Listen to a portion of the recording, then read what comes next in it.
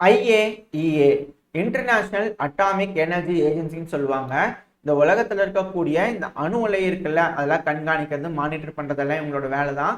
அப்படி இருக்கும்போது இந்த அமைப்பு கிட்ட இருந்து சமீபத்தில் ஒரு ஸ்டேட்மெண்ட் வந்தது. அந்த ஸ்டேட்மெண்ட்ல அவங்க என்ன சொல்லியிருக்கிறாங்கன்னா, ஈரான் அவங்களோட யுரேனியம் என்ரிச்மெண்ட்டை அதிகப்படுத்திக்கிறாங்க. 60% வரைக்கும் இருக்கலாம். அது மட்டும் இல்லாம யுரேனியம் என்ரிச்மெண்ட்டை ஒரு மாசத்துக்கு 6 கிலோல இருந்து 9 கிலோ வரைக்கும் இன்க்ரீஸ் பண்ணியிருக்கலாம் அப்படிங்கிறது போல ஒரு ஸ்டேட்மெண்ட் வந்திருக்கு. இந்த ஸ்டேட்மெண்ட் இப்போ அதுவும் இஸ்ரேல் காசா பிரச்சனை நடந்துட்டு இருக்கும் போது ஒரு ஸ்டேட்மெண்ட் வந்ததுன்னா அது ஈரானுக்கு மிகப்பெரிய பிரச்சனையா மாறிடுமா அப்படிங்கிறது போல அனலிஸ்ட் தான் சொல்லிட்டு இருக்காங்க. ஏன்னா இந்த கல்ஃப் ஆஃப் ஏடனா இருக்கட்டும், மெடிட்ரேனியன் சீயா இருக்கட்டும், பெர்ஷியன் கல்ஃபா இருக்கட்டும், இந்த இடத்துல ஃபுல்லாவே மேற்குலக நாடுகள் இந்த இஸ்ரேல் காசா பிரச்சனை நடந்துட்டு இருக்கிறதுனால இஸ்ரேலுக்கு ஆதரவுன்னு சொல்லி எல்லா போர் கப்பலையும் கொண்டு வந்து நிப்பாட்டிட்டாங்க.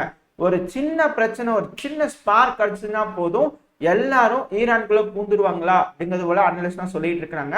அதுக்கு இந்த ஸ்டேட்மெண்ட் ஒரு பேஸ்மெண்டா அமைஞ்சிடும், இதை காரணமா சொல்லி போயிடுவாங்களா அப்படிங்கிறது போல சொல்றாங்க. ஏன்னா இப்படித்தான் ஈராக்ல என்னமோ குண்டு இருக்கு அப்படின்னு இந்த மேற்குலக நாடுகள் அமெரிக்காவோட தலைமையில உள்ள போனாங்க. கடைசிக்கு உள்ள போய் பார்த்தா ஒண்ணும் இல்லை.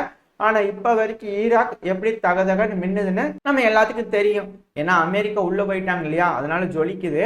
அதே போல ஈரானுக்கும் ஜொலிச்சிருமா அப்படிங்கிறது போல எல்லாத்துக்கும் தோணிட்டு இருக்கு. ஈரானுக்கும் கொஞ்சம் இருக்கத்தான் செய்யும். அதனால ஈரான் தரப்புல இருந்து என்ன சொல்லிக்கிறாங்கன்னா, மறுத்து இருக்கிறாங்க. ஏங்க என்னத்தையாவது சொல்லிட்டு தெரியாதீங்க, அப்படிலாம் ஒண்ணு இல்லை அப்படிங்கிறது போல அவங்க தரப்புல இருந்து ஒரு ஸ்டேட்மெண்ட் வந்திருக்கு. ஆனா இந்த சமயத்துல இது போல ஒரு ஸ்டேட்மெண்ட் வந்தது எல்லாத்தையுமே அதிர்ச்சிக்குள்ளாக்கி இருக்கும். முக்கியமா இந்த மேற்குலக நாடுகள், அதுவும் இஸ்ரேல். இதனால இஸ்ரேல் பிரிகாஷனரியா எங்க நாட்டுக்கு ஒரு ஆபத்து வந்துருமோ அப்படிங்கிறதுக்காக ஈரான் மேல தாக்குதல் பண்ணாலும் ஆச்சரியப்படுறதுக்கு இல்லை அப்படிங்கிறதோட சொல்லிட்டு இருக்கிறாங்க.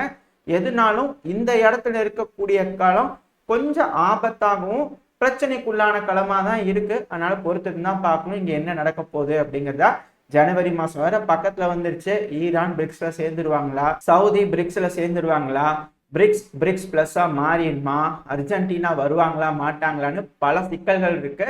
இப்படி இருக்கும்போது பிரிக்ஸ்ல சேரக்கூடிய ஒரு நாடான ஈரான் மேல இப்படி ஒரு குற்றச்சாட்டு, இது பிரிக்ஸுக்கு பிரச்சனையாயிருமா அப்படின்றது போல கேள்வியெல்லாம் வருது.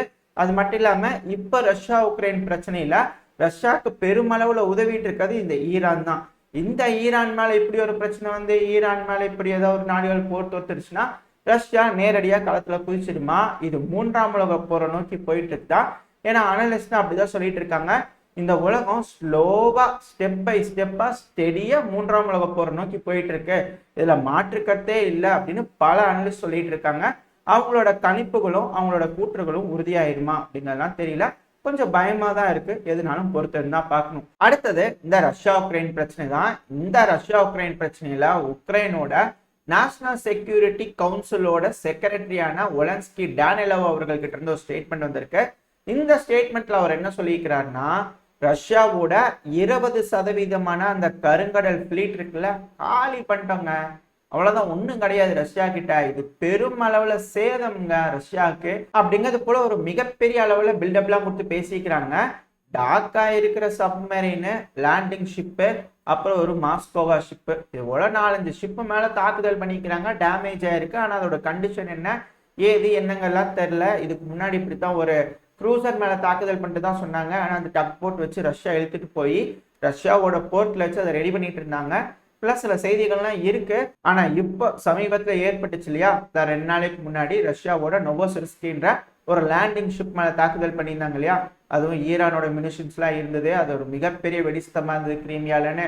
அந்த கிரீமியால நடந்த அந்த வெடி விபத்தினால அந்த லேண்டிங் ஷிப்ல இருந்த 33 சோல்ஜர் மிஸ்ஸிங். ஏன்னா அது ஒரு மிகப்பெரிய லேண்டிங் ஷிப்பு. அந்த 33 சோல்ஜர் கூட 19 சோல்ஜர் கிட்ட காயமடைஞ்சிருக்கலாம் அப்படிங்கிறதோட சொல்லப்பட்டு வருது. ஏன்னா அந்த டைம்ல, அந்த அட்டாக் நடந்த டைம்ல ரஷ்யன் சோர்சஸ் படி, ரஷ்யாவோட அபிஷியல் மீடியா கிடையாது, ரஷ்யால இருக்கிறது கூட நம்மள மாதிரி ஒரு சோர்சஸ் இருக்கிறாங்களா, அவங்க தரப்புல இருந்து வரக்கூடிய செய்தி என்னவா இருக்குன்னா, அந்த டைம்ல, அந்த அட்டாக் நடக்கக்கூடிய டைம்ல அந்த ஷிப்ல 77 சைலர்ஸ் இருந்தாங்க. அதுல 19 பேருக்கு காயமடைஞ்சிருக்கு அப்படிங்கிறது ஸ்டேட்மெண்ட் வந்திருக்கு. அப்ப 33 பேர் காணாம போயிட்டாங்களா, என்னாச்சு அவங்களுக்கு அப்படிங்கிறது உக்ரைன் தரப்புல இருந்து கொஸ்டின்ஸ் எழுப்பி இருக்கிறாங்க. ரஷ்யா தரப்புல இருந்து இன்னும் அதுக்கான பதில் வரல. இத்தனை பேர் காயமடைஞ்சிருக்கு, இவ்வளவு பேருக்கு இதா இருக்குன்னு எந்த ஸ்டேட்மெண்ட்டும் வரல. இந்த பதிவை ரெக்கார்ட் பண்ணிட்டு இருக்கும்போது வரைக்கும் ஏதாவது வந்துச்சுன்னா அடுத்த பதிவுல பார்ப்போம். இதுல இருந்து நம்மளுக்கு ஒரு விஷயம் தெரியுது, ஒரு மிகப்பெரிய தாக்குதல், வெல் பிளான்ட் ஆர்கனைஸ்டு தாக்குதல் அப்படின்னு புரிஞ்சுக்க முடியுது. ஏன்னா இப்படிதான் இந்த தாக்குதல் பண்ணும்போது வந்த ஸ்டேட்மெண்ட்ல உக்ரைனோட ஏர்ஃபோர்ஸ் கமாண்டர் இருப்பார், அவர் தரப்பு இந்த ஸ்டேட்மெண்ட் வந்தது. அவர் என்ன சொல்லியிருந்தாருன்னா, இது ஒரு வெல் ஆர்கனைஸ்டான அட்டாக் அப்படிங்கிறதோட சொல்லியிருந்தாரு. இதெல்லாம் வச்சு பார்க்கும்போது ஒரு மிகப்பெரிய சேதம் ரஷ்யாவுக்கு ஏற்பட்டிருக்கு.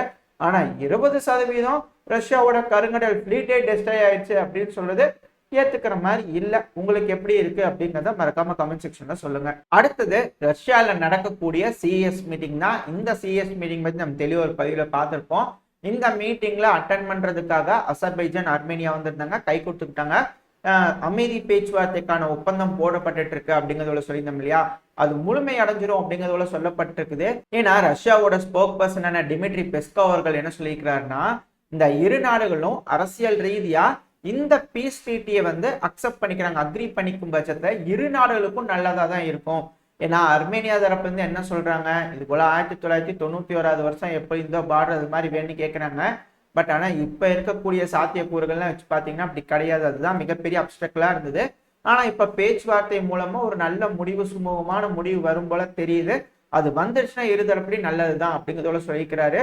எல்லாம் வச்சு பார்க்கும்போது இருதரப்புலையும் பேச்சுவார்த்தை கொஞ்சம் சுமூகமா முடிஞ்சிரும் போல தெரியுது. இதனால இந்த அர்மேனியா மக்களும் அசர்பைஜான் மக்களும் இதுக்கு மேல நிம்மதியா இருப்பாங்க அப்படிங்கிறது புரிஞ்சுக்க முடியுது.